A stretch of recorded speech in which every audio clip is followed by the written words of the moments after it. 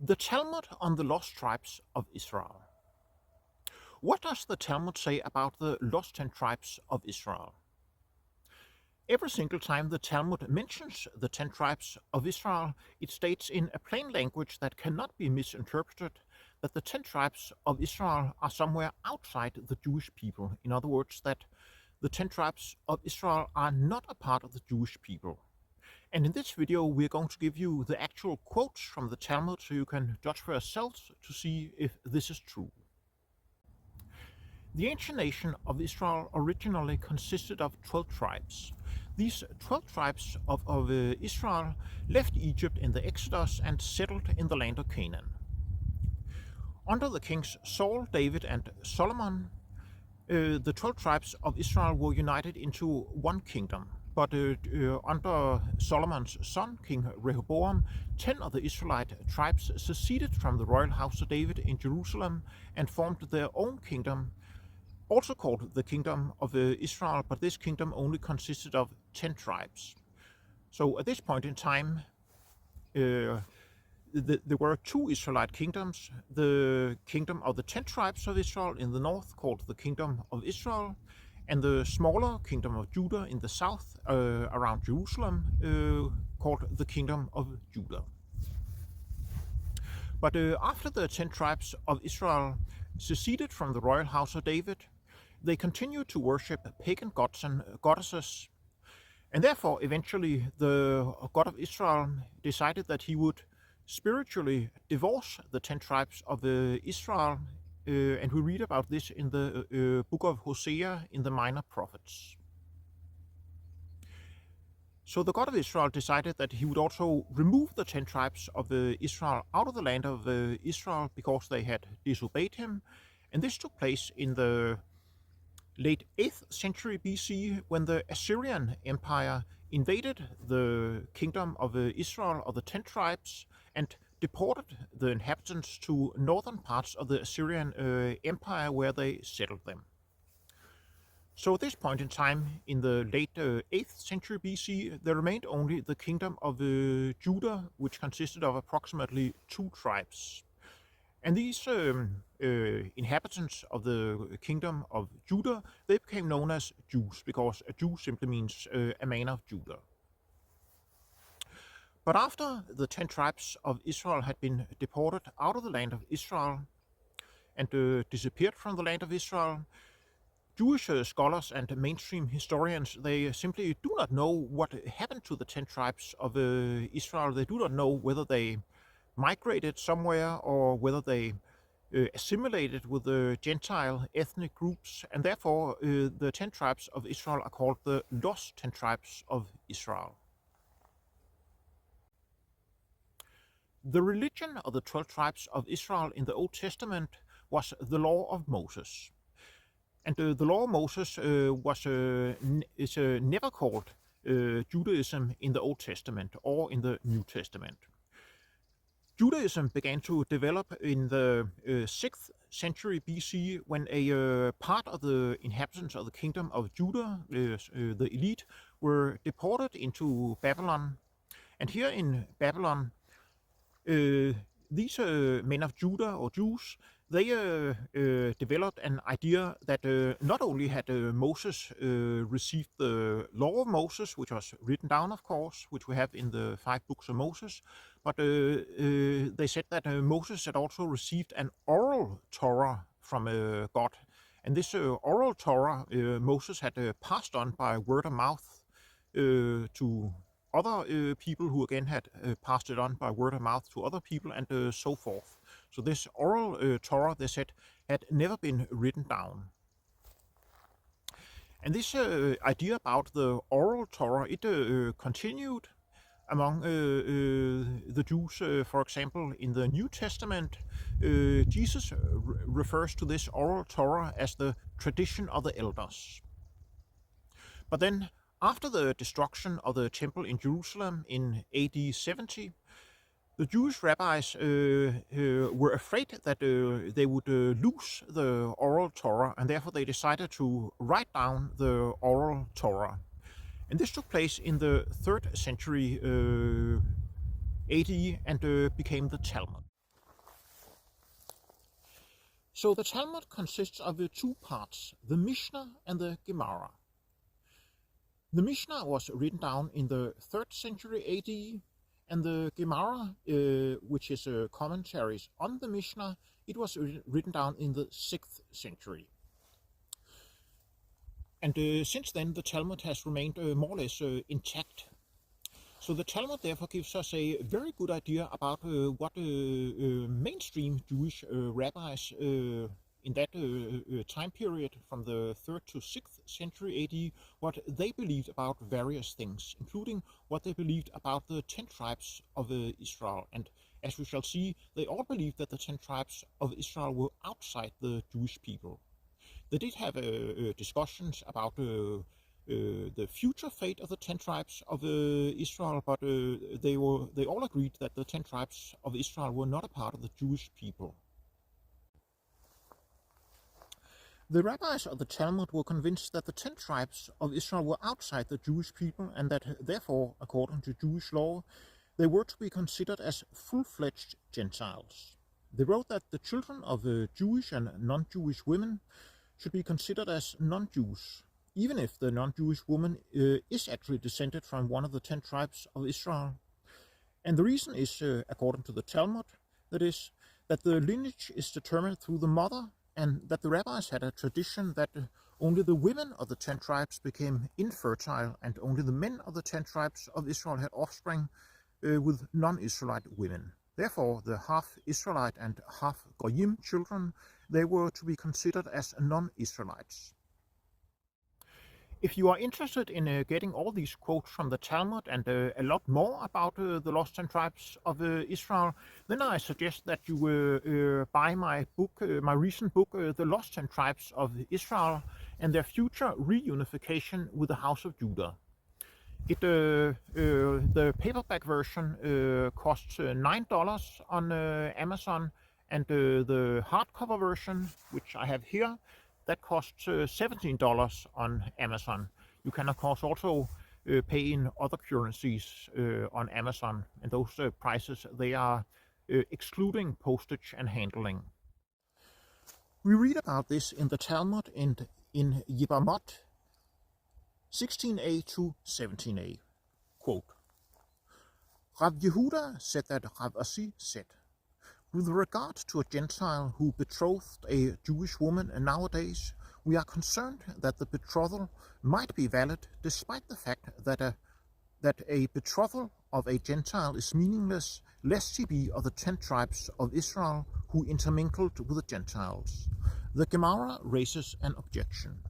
But there is an important principle in halakha that any item separated, i.e. not fixed in its place, is presumed to have been separated from the majority. In this case, it can be assumed that any individual singled out from the Gentiles belong to the majority of the Gentiles and has no Jewish, and here the Talmud should read Israelite, but it does read Jewish, and has no Jewish roots at all. The Gemara responds. Rav Yehuda means that there is a concern only with regard to those who came from the permanent dwelling places of the 10 tribes.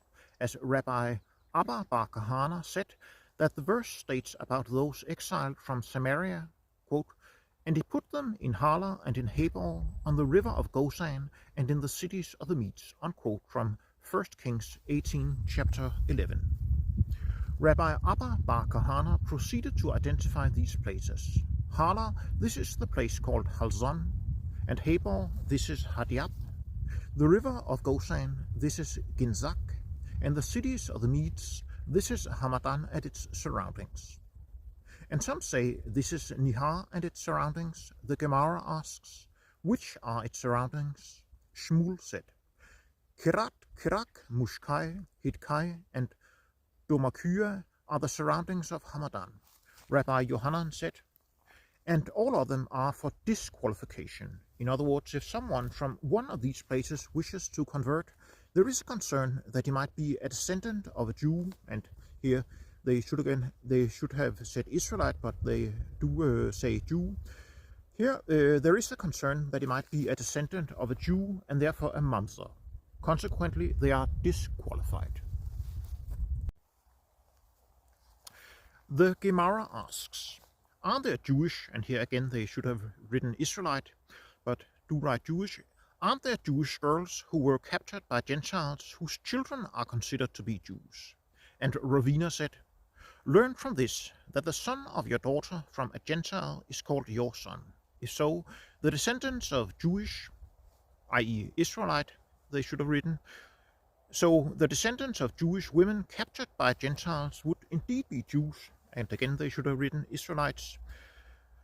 So if the descendants of Jewish women captured by Gentiles would indeed be Jews, the Gemara answers, there is no concern, as it is learned as a tradition that the girls from the 10 tribes of that generation became barren and did not give birth to any offspring, whereas some of the exiled men of the 10 tribes married Gentile women. Consequently, all of the children born there were Gentiles. There are those who say that Rav Yehuda actually related the following.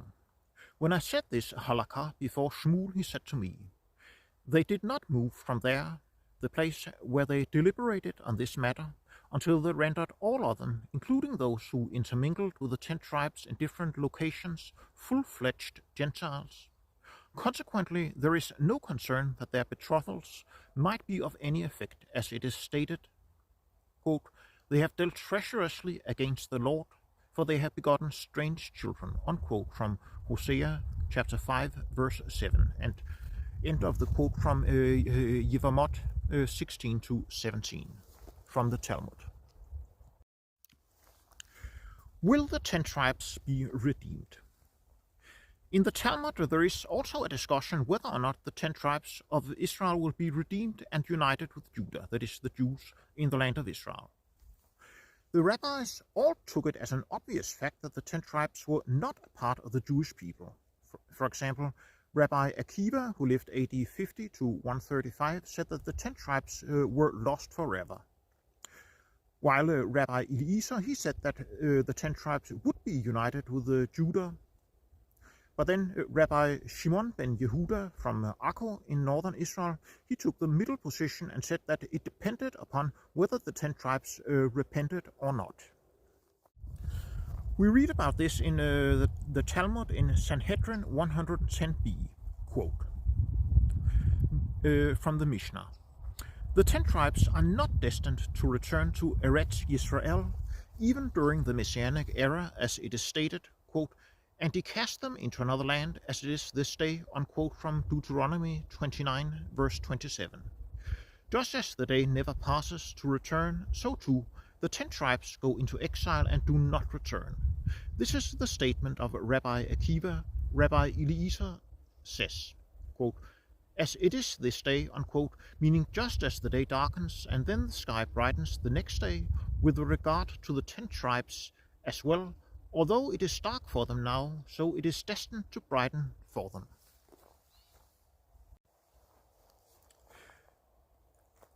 The Gemara.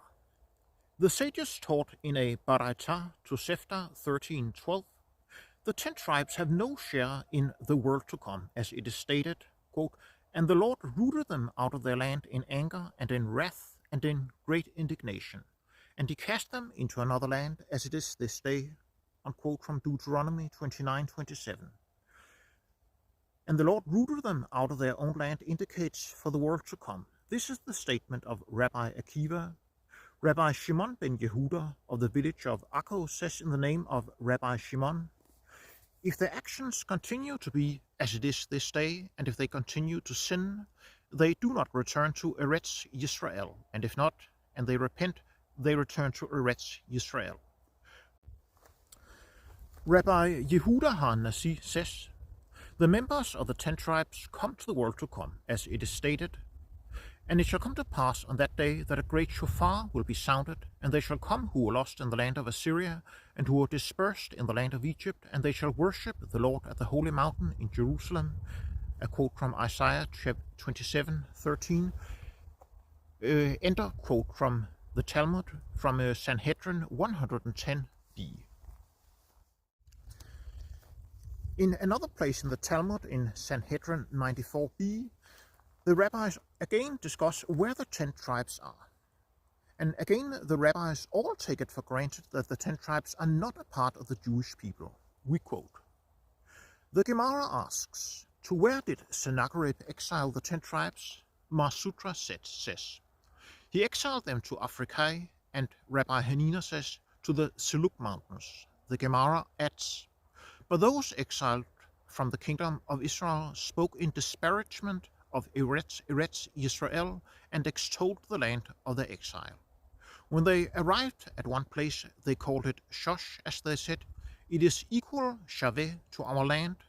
When they arrived at another place, they called it Almim, as they said, it is like our world, Almin, as Eretz Israel is also called Bet Ulamim. When they arrived at a third place, they called it Shosh, the second, Tirei, as they said, for one measure of good in Eretz Israel, there are 2 terrain here."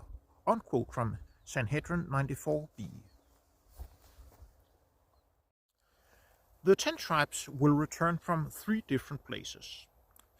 There are 2 versions of the Talmud, the Babylonian Talmud, which is the more popular, and the less popular Jerusalem Talmud. And all the quotes that we have quoted hitherto have been from the Babylonian Talmud. But now we're going to quote from the Jerusalem Talmud. So speaking of the exile and future return of the 10 tribes of Israel, we read in the Jerusalem Talmud, in Sanhedrin 10, quote, "Rabbi Berechiah and Rabbi Helbo, in the name of Rabbi Samuel bar Nachman, Israel was exiled to 3 diasporas, one inside the river Sanbashon, one to Daphne of Antiochia, and one on whom the cloud descended and covered them. Just as they were exiled to 3 diasporas, so the tribes of Reuben, Gad, and the half-tribe of Manasseh were exiled into 3 diasporas. What is the reason? You went in the way of your sister, and I gave her cup into your hand. So when they return, they will return from 3 diasporas. What is the reason? To tell the prisoners, leave, those who were exiled inside the river Sanbashon, those in darkness become visible, those upon whom the cloud descended and covered them. On the roads they are grazing, and on all plains is their pasturage, those who were exiled to Daphne of Antiochia." Unquote from the Jerusalem Talmud, Sanhedrin 10b. The Midrash on the lost 10 tribes. The Midrash are Jewish exegeses compiled between the 5th and the 12th centuries AD. So therefore the Midrash are not a part of the Talmud. But the Midrash, they give the same account as the Jerusalem Talmud, which we just have mentioned, but they add a colorful twist, and that is that God is going to make tunnels for some of the lost 10 tribes. So when God is going to step down on the Mount of Olives, when he's going to return, and the Mount of Olives will be split in 2, as we read about in Zechariah 14, verse 4, then a part of the lost 10 tribes will emerge from under the earth. That's according to the Midrash, and we read from an article by Yehuda Shurpin on the Chabad website. The Chabad, that's one of the largest and most influential Orthodox Jewish organizations. So we read from the Chabad website, quote, "To 3 places were the 10 tribes exiled, and for those who were swallowed in Rivlata, God will create for them underground tunnels, and they will travel through them until they reach the Mount of Olives in Jerusalem. God will stand on the mountain, causing it to split, and the 10 tribes will emerge from within, as the verse states. On that day his feet will stand on the Mount of Olives, which is before Jerusalem from the east, and the Mount of Olives will split in the midst thereof, toward the east and toward the west, a very great valley. Half the mountain will move to the north, and half of it to the south." From Zechariah chapter 14, verse 4. And that's unquote from the article on the Chabad website. By the way, this is interesting because Christians believe that the prophecy in Zechariah chapter 14, that's about the second coming of Christ, whom they of course consider God incarnate. But religious Jews, they believe that the Messiah will be a mortal man who is not God in the flesh, as Christians believe. And yet the Mishnah states that it is God who will step down on the Mount of Olives, and not just a mortal Messiah man. We therefore see that every single place where the Talmud discusses the 10 tribes of Israel, they are viewed as being outside the Jewish people, that they are not a part of the Jewish people. In fact, the rabbis of the Talmud, they don't even discuss whether or not the 10 tribes are a part of the Jewish people or not. They take it for granted that they are outside the Jewish people. And that's the same with the Old Testament, where it is also specifically stated that the 10 tribes of Israel, they were removed out of the land of Israel and did not return. And it is the same with the ancient Jewish texts found in such as in the apocrypha and pseudepigrapha, written down between the 3rd century BC and the 2nd century AD, which we discussed in the last video. They state the same thing, that the 10 tribes are not a part of the Jewish people. And that's the same thing as in the Talmud, as we just saw. And in the next video, we're going to see that a whole lot of famous Jewish rabbis, they say the very same thing, that the 10 tribes are not a part of the Jewish people.